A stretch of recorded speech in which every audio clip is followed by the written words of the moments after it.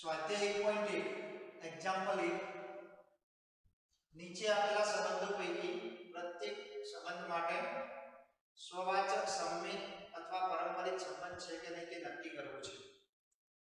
જેમાં પહેલો સંબંધ આ રીતે આપ્યો છે ગણે, જેમાં ઘટકો છે 1 2 3 અપ ટુ 30 40.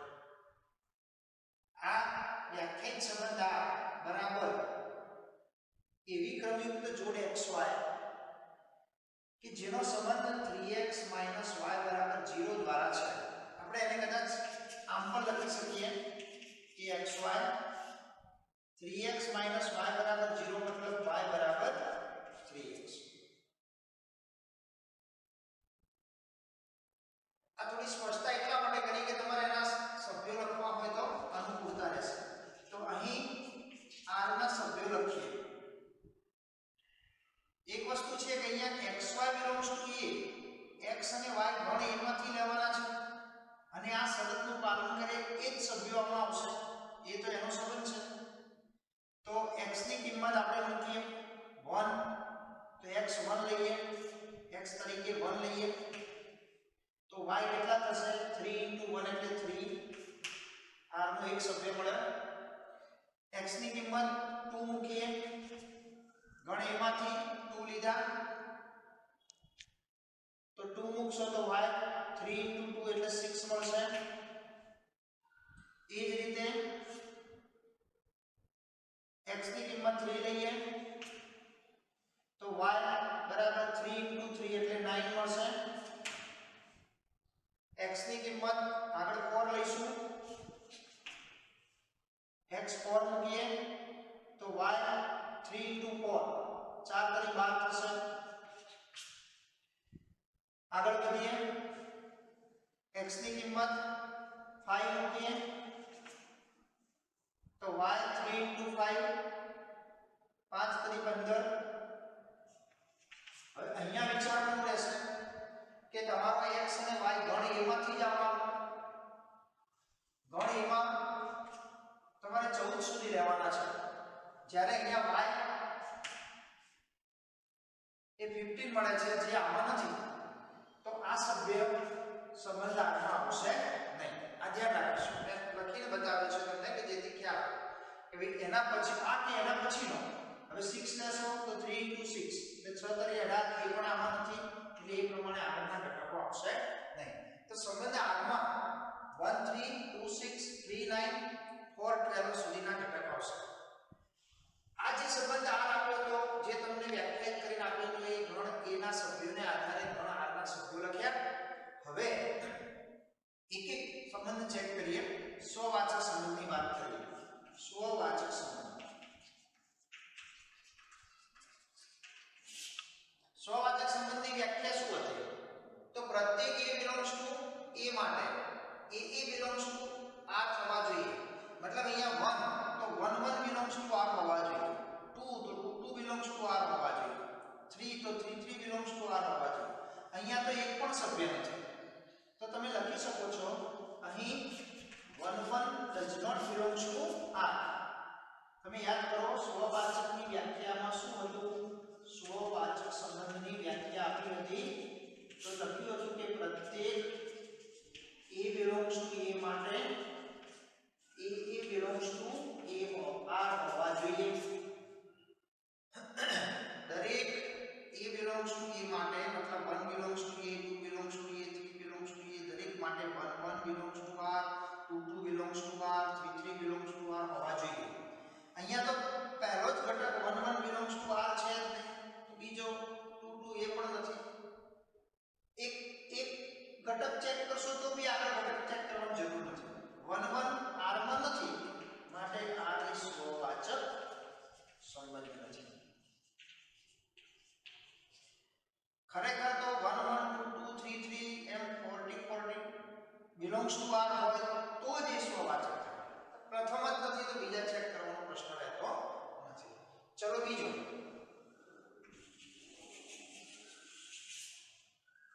પહેલો સ્વવાચક સંબંધ ચેક કર્યો. હવે સંમિત સંબંધ ચેક કરીએ. સંમિત સંબંધ યાદ કરો એની વ્યાખ્યા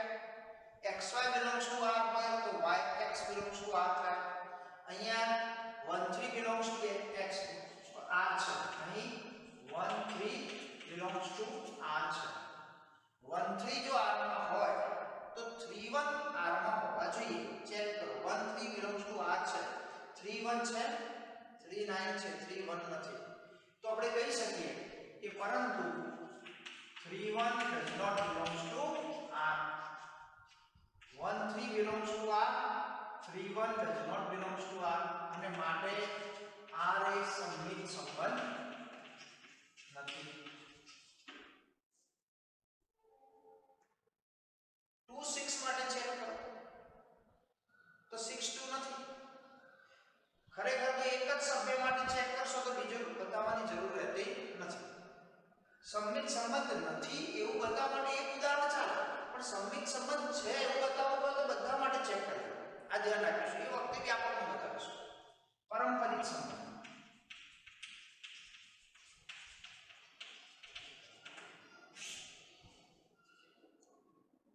સંમિતની જેમ સ્વવાચકની વ્યાખ્યા હતી, સંમિતની વ્યાખ્યા હતી. સંમિતની વ્યાખ્યા શું આપી હતી? xy belongs to R માટે yx belongs to R થવા જોઈએ. એ જ રીતે પારંપરિકમાં xy belongs to R, yz belongs to R આવી બે જોડ મળે તો xz belongs to R થાય ત્યારે પારંપરિક સંબંધ છે એમ કહેવાય.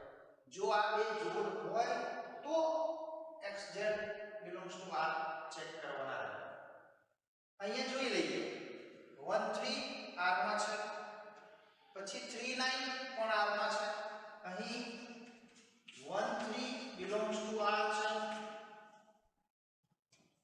3 9 belongs to R છે. તો તમારે 1 9 belongs to R થવા જોઈએ. તો 1 9 ચેક કરો મળે છે તો 1 9 does not belongs to R અને માટે કહી શકાય કે R એ પારંપરિક સંબંધ નથી. એના માટે એક ઉદાહરણ પૂરતું છે. બધા ઉદાહરણ ચેક કરવાની જરૂર નથી. 1 1 does not belongs to R બસ. પછી બીજું ઉદાહરણ ચેક કરવાની જરૂર નથી. સ્વવાચક નથી. 1 3 belongs to R છે, 3 1 does not belongs to R તો સંમિત નથી. એ રીતે અહીંયા 1 3 belongs to R છે, 3 9 R છે તો 1 9 belongs to R હોવા જોઈએ જે નથી તો માટે પારંપરિક સંબંધ પણ નથી. બીજો એક્ઝામ્પલ જોઈએ. પહેલાનો બીજો જેનો સંબંધ આ રીતે આપ્યો છે. પ્રાકૃતિક સંખ્યાઓના ગણ n પર વ્યાખ્યાયિત સંબંધ r બરાબર xy જ્યાં y બરાબર x + 5 અને x less than 4.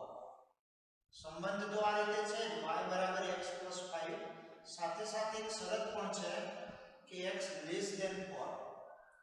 મતલબ x તો આપણે પ્રાકૃતિક સંખ્યા ગણ n માંથી x અને y લેવાના છે એ તો નક્કી જ છે. જે ગણ પર સંબંધ આપ્યો હોય એમાંથી જ x અને y ના ઘટકો આવશે. એમાં પણ આપણને શરત આપી છે કે x less than 4 મતલબ x ની કિંમત 1 2 અને 3 જ લઈ શકાય. ગણ n માંથી લેવાના છે. ગણ n એટલે પ્રાકૃતિક સંખ્યા ગણ એટલે 1 2 3 4 વગેરે, જેમાં less than 4 એટલે 1 2 અને 3 સુધી જ વિચારવાના રહે. અને એ પ્રમાણે આપણે અહીંયા ગણ r વિચારીએ તો જેમાં x બરાબર હું 1 લઉં છું ત્યારે y કેટલો મળશે તો 1 + 5 એટલે 6 મળશે. એ જ રીતે x બરાબર 2 વિચારીએ ત્યારે 2 + 5 એટલે 7 મળશે. એ જ રીતે x બરાબર 3 વિચારીએ તો 3 + 5 8 થશે. ત્યાર પછી x ના ઘટકો આગળ નથી લેવાના તો r ના સભ્યો પણ 3 જ મળશે. આ રીતે આપણને જે સંબંધ r વ્યાખ્યાયિત કર્યો હતો એ પ્રમાણે r ના ઘટક લખ્યા છે. હવે આના માટે આપણે સ્વવાચક, સંમિત અને પારંપરિક સંબંધ છે કે નહીં એ ચેક કરીએ. તો પહેલા સ્વવાચક માટે વિચારીએ.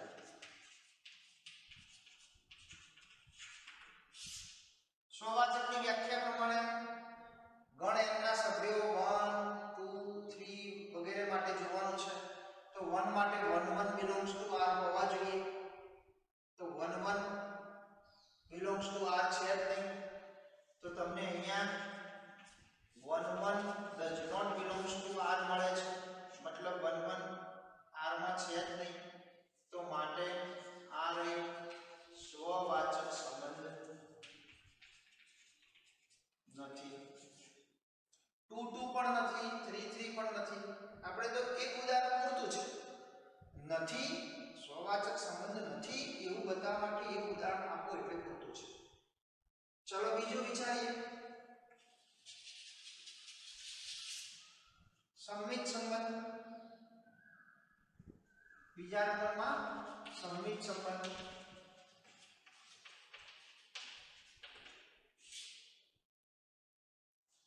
સમમિત સંબંધમાં 1/6 belongs to R છે. અહીં 1/6 belongs to R છે. તો તમને 6/1 belongs to R મળે તો સમમિત સંબંધ કહેવાય. 1/6 belongs to R છે તો 6/1 belongs to R મળતા નથી.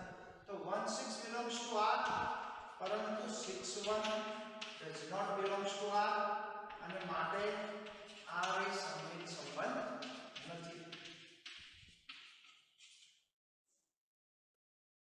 પછી બીજું ઉદાહરણ, ભલે 2/7 માટે 7/2 હોય, 3/8 માટે 8/3 હોય, પણ 1/6 માટે નથી એટલે એ સંબંધ આ સમમિત સંબંધ. જે ઘટક R માં હોય એના માટે બધા જ ઘટક માટે એ રીતે આપણને 1/6 6/1 2/7 7/2 3/8 8/3 એમ મળવું જોઈએ. ચાલો ત્રીજા નંબર, પારંપરિક સંબંધ.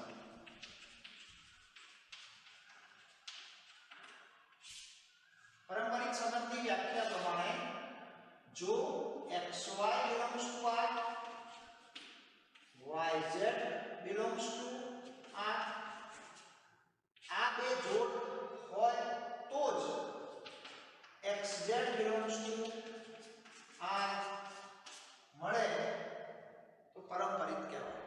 પણ આ બે જોડ હોય એના માટે જ xz belongs to R check કરવાના. આ બે જોડ મળતી જ ના હોય તો ચેક કરવાનો પ્રશ્ન રહેતો નથી. અહીંયા એવું થશે, આપણે જોઈએ 1/6 belongs to R છે, અહીં 1/6 belongs to R છે, પછી 6 માટે વિચારીએ તો 6 + 5, તમે જો 6 લેશો તો 6 + 5 એટલે 11 થાય. 1/6 અને 6 11 હોય તો જ 1/11 વિચારવાનું થાય. પરંતુ 1/6 belongs to R છે પણ 6/11 R માં છે જ નહીં. કેમ? તો એ આપણી શરતમાં જ નથી આવતું કે x ની કિંમત 1 2 3 જ લેવાની છે. તો 6/11 એ R નો સભ્ય છે જ નહીં. તો આવી જોડ મળતી જ નથી. તો એના માટે તમારે 1/11 R માં છે કે નહીં એ ચેક કરવાનો પ્રશ્ન રહેતો જ નથી. એટલે ખરેખર તો 1/6 6 સમથિંગ 2/7 7 સમથિંગ 3/8 8 સમથિંગ એવી કોઈ જોડો મળતી નથી. તો એના માટે તમારે